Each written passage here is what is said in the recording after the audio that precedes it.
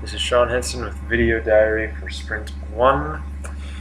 So today in this week's sprint, we had to make an asset manager that held both the texture and the model that's being used, and then we had to create an input manager that kept track of key press, key release, had a way for the user to register, and contained awareness of the key state. So in my input manager, I have a unordered map with all the Azul keys and bools associated with them.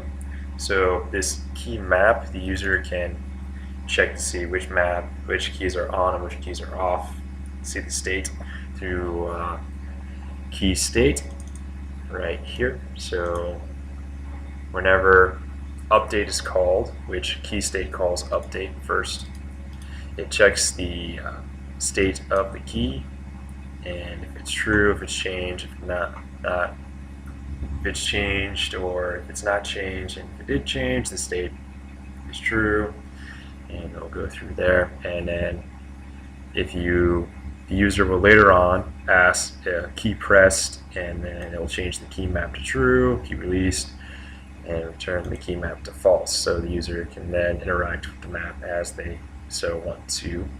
Okay. So for the asset manager, I have a structure where I have a main central hub called the research manager, where everything has to go through here. So all my textures and models will be called through here, and this will be made into a singleton further down the line, but for testing purposes I just left it as a static class right now. And so, for my texture, how the user gets their textures and stores them is I currently store them through a map where I hold the path and the texture. So when the user wants to call a texture, they call a resource get texture, and they input the texture path, and then my iterator checks my map and see if it's in there. If it is in there, it will just send it right back to them, say, hey, we have already loaded that texture. If it's not in there though, it automatically loads the texture for them and inserts that into the map for them.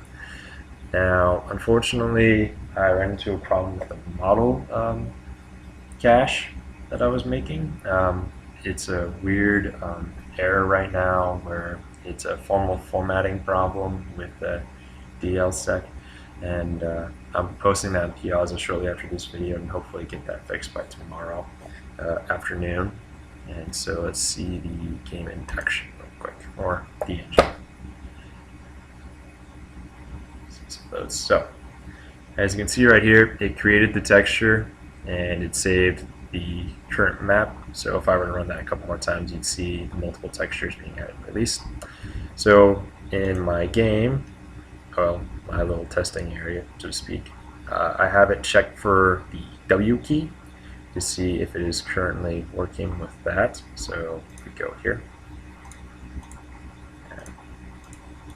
and I hit the W key, it will tell me when the W key is pressed and when it's released, as you can see from the camera.